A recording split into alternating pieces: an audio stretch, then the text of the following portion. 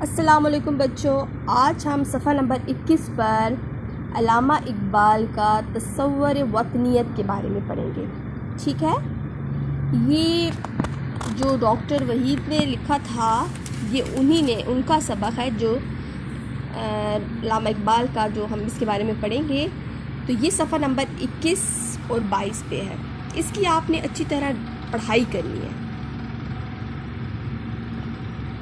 اور اس کی آپ نے اچھی طرح اس کو سمجھ کے پڑھنا ہے.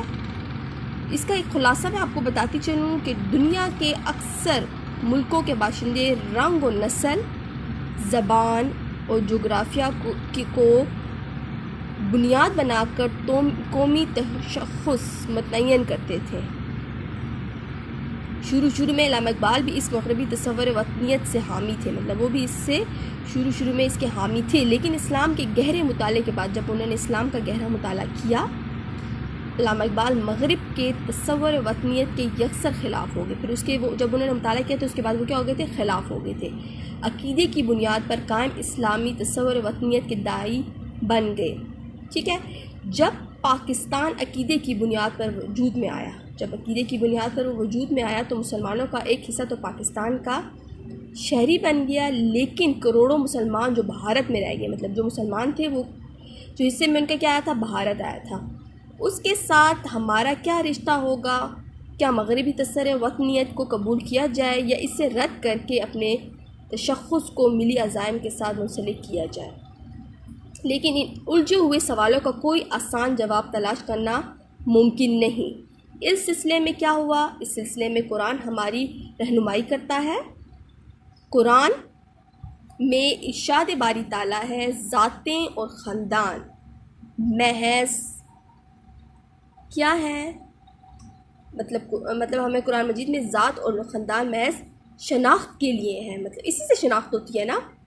شرف و فضیلیت کا معیار نسل نہیں تقویٰ ہے.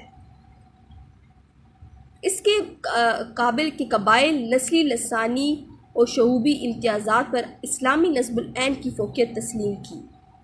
اظہار کے وسیلے کے سوا زبان کی کوئی حیثیت نہیں.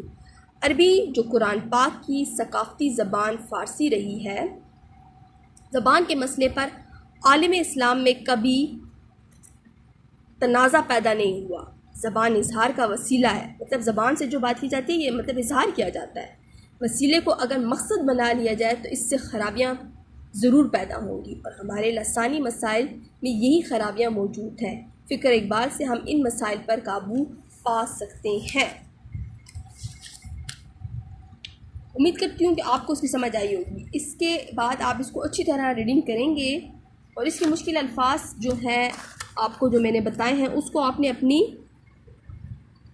کاپی میں لکھنے ہیں، بک پہ اوپر ہی لکھنے ہیں، جس سے آپ کو مشکل الفاظ کی بھی نشاندہی ہو جائے گی. ٹھیک ہے، اور یہ درست الفاظ کے جو مدد سے خالی جگہ پر کرنی ہے یہ آپ نے کتاب پر ہی کرنے ہیں صفحہ نمبر 24 پر. امید کرتی ہوں کہ آپ کو اس کی سمجھ آئی ہوگی. ٹیک کیئر، اللہ حافظ.